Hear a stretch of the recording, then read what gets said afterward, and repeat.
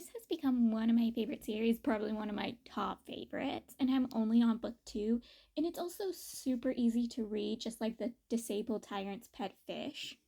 Like, super easy to read.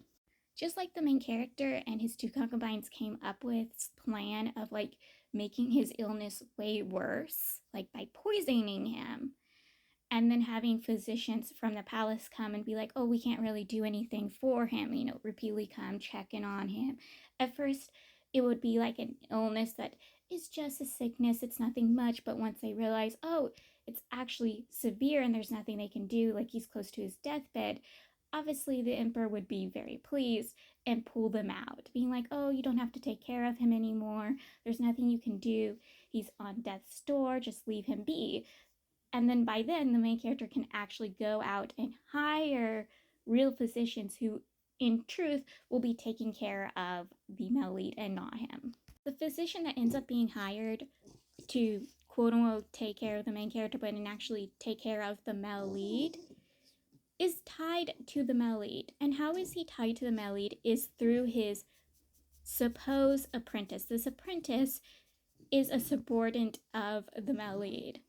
The subordinate had went out looking for someone to heal the male lead and then try sneaking this person in, but he had repeatedly failed in trying to sneak the physician into the palace to take care of the male lead, and this gave them an opportunity to sneak in. Now they don't realize the main character actually wants to heal the male lead and save the male lead and get the male lead back to where he was in life. They think he's just testing them or suspicious of them. He just putting on an act. And the male lead knows what the main character is actually doing.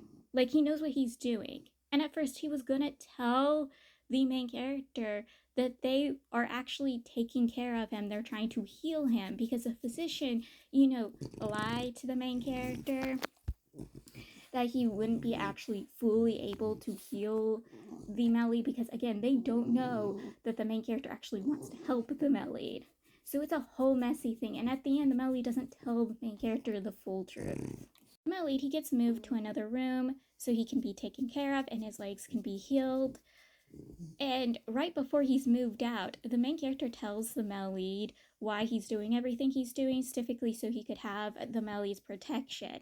So now the male lead knows the main character's not doing everything he's doing because he's in love with the male lead. And the male lead realizes he's just as much as a fool as the head eunuch is. And he's very displeased by this for a very long time, that the main character isn't actually in love with him. And he's like doing whole mental Olympics to like understand this and be okay with this, but at the same time he's very upset. Like, him and the main character from Scum Saving System are literally related. I just know they are. The main character thought he would be pleased not having to share a room with someone, specifically not having to share a room with the male lead, but he actually misses it. He misses sharing a room with the male lead. So he constantly visits the male lead, and one of those times he reads to the male lead, and the main lead, he tries reading to the main character, but since he doesn't actually enjoy reading, he doesn't enjoy reading out loud. It's not the same as the main character reading to him. He like absolutely enjoys the main character reading to him. Even if he doesn't enjoy the story, he likes the way the main character reads.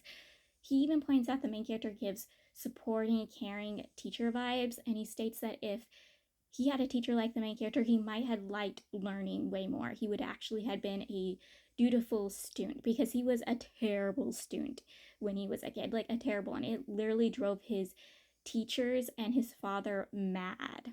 He went through several teachers to the point his father just had to give up on him. But like, it kind of is sad though. Is full sad. But I do enjoy the fact that he picks up how good of a teacher the main character is, because the main character was a teacher in his past life. Just like the male lead's father's friend, the male lead subordinate, he full on believes those lies and rumors about the main character. He refuses to see the main character for who he is and only see him for who he is believed to be. And he even told the male lead, I can get rid of him for you. Like, I won't do anything other than just getting rid of him to him. And the male lead obviously sorely upset over this, but this dude doesn't see that. So he goes, I can make it worse. I can make it a horrible death. And it displeases the male lead more. And he still doesn't pick up on it. Like, The physician that was hired starts picking up on it, but this dude, he doesn't. He doesn't see it or acknowledge it. He keeps questioning the male lead's behaviors and why the male lead is doing certain things for the main character, but he doesn't pick up why. The main character, he was able to frame the scapegoat by basically making the emperor know of this dude's little kept household and his kept concubine and all his fortune that he was basically embezzling, by making it look like that was his hidden location. Because again, they're thinking the main character is involved and they want to make the main character involved. So the main character had concubine 1 be like, oh, he has a secret location. He's keeping funds somewhere. He has a secret concubine. And obviously the official who overhears the first concubine say this eats it up because he's like, oh, I have proof against the main character. So he goes to the emperor and the emperor eats this up and informs the dude to do this. But instead of catching the main character in the embezzlement, he instead catches one of his uncle's men in the embezzlement. This dude is obviously punished and the superior of the main character is free. But let's just say the puppeteer is not going to let this go. He still has the superior punished and moved to another location and demoted. The main character is upset over this. But the dude tells him not to be upset because this is actually great because he likes the place he's being taken to. It's a nice place. He's like, I'm going to actually enjoy it. But the main character is still saddened that someone connected to him was punished just to please the puppeteer. Seeing the main character upset over the puppeteer's actions, he turns to his subordinate and tells his subordinate, get the other men that the subordinate was able to sneak into the capital to find a thing to mess with the puppeteer. So they do. So the temple that the puppeteer took off of the main character's hands becomes his downfall because they are able to prove his embezzlement by basically causing the temple to fall apart, revealing how it was built, and it was terribly built. They wouldn't have even lasted a year even if they didn't meddle in it. So it reveals his embezzling, humongous embezzling, and he basically just gets a smack in the hand when she should have gotten a more severe punishment for. The puppeteer is not going to let this rest, so he decides to target the Grand Master of Ceremonies and frame him for traitorism, that he's working with the Melides kingdom. He did this in history records, the records the main character read, and so the main character knows that this is obviously a frame up and knows that this is going to happen sooner than it did later in history. So he needs to figure a way to protect the Grand Master of Ceremonies.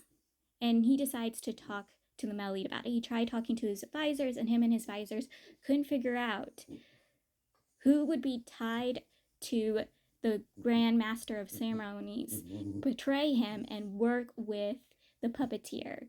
And the male lead, once the main character decides to talk to him and he reveals that his 2 concubines are actually his 2 advisors and they were trying to figure out what to do. He points out to look at one of the Grand Masters of Ceremonies students, one that is very close, constantly visits him, acts Philly, that this dude might be involved, and the male lead was correct. Also, the male lead's jealousy towards the 2 lightens once he knows that they're not actually the main character's concubines, because he was getting very upset, very jealous, especially when the main character was spending more time with them. Once he now knows that they're not the main character's actual concubines, he kind of smiles and very pleased about it.